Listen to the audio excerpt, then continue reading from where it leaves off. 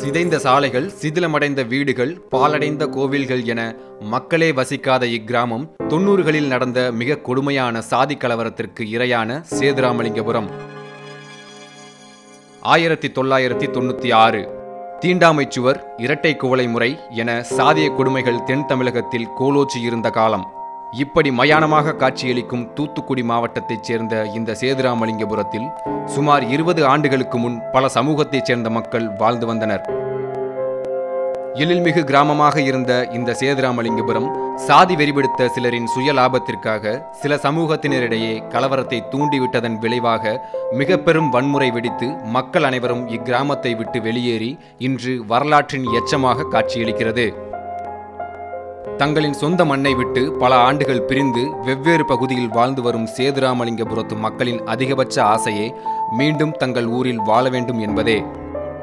சாதியை எதிர்த்து கவிபாடிய பாரதி பிறந்த மண் என்று மார்தட்டிக் கொள்பவர்களுக்கும், கிராமங்களின் வளர்ச்சியே நாட்டின் வளர்ச்சி என்று முழங்கும் அரசிற்கும், சமூக நீதி என்று கொக்கரிக்கும் அரசியல் கட்சிகளுக்கும் சேதுராமலிங்கபுரம் நினைவிற்கு வந்தாலே போதும். தூத்துக்குடியிலிருந்து மணிவண்ணனுடன் அருண்மாணிக்கம், ரெட்பிக்ஸ் நியூஸ். உலகெங்கும் வாழும் தமிழ் உறவுகளுக்கு ரெட்பிக்ஸ் சார்பாக நன்றிகளும் வணக்கங்களும். தொடர்ந்து 3 ஆண்டுகளை தாண்டி ரெட்பிக்ஸ் பயணிக்கிறது என்றால் அதற்கு முழுக்க முழுக்க உங்களின் ஆதரவு மட்டுமே காரணம். நீங்கள் எங்களுக்கு காட்டி வரும் ஆதரவுக்கு கோடான கோடி நன்றிகள். இன்றைய சூழலில் கார்ப்பரேட் நிறுவனங்களும் பெரும் முதலாளிகளும் அரசியல் கட்சிகளுமே மீடியா துறையில் கோலோச்சி வருகின்றனர்.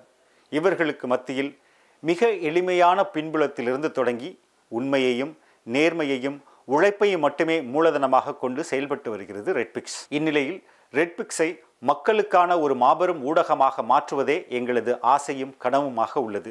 இதற்கு பெருமளவில் நிதியுதவியும் தேவைப்படுகிறது.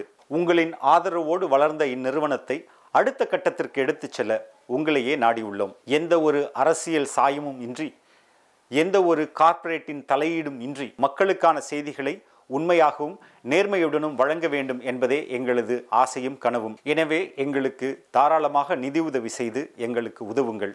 எங்களுக்கு நிதி உதவி செய்ய நீங்கள் முன்வந்தால் உங்கள் காசோலைகளை Redpix media private limited, number 21, first main road, CIT colony, Mylapore, Chennai 4 என்ற முகவரிக்கும், அல்லது நீங்கள் எங்கள் வங்கியில் நேரடியாக பணம் செலுத்த விரும்பினால் Dena bank, Alwarpet branch, account number 086311023903 என்ற அக்கவுண்ட் நம்பருக்கு அனுப்புங்கள்.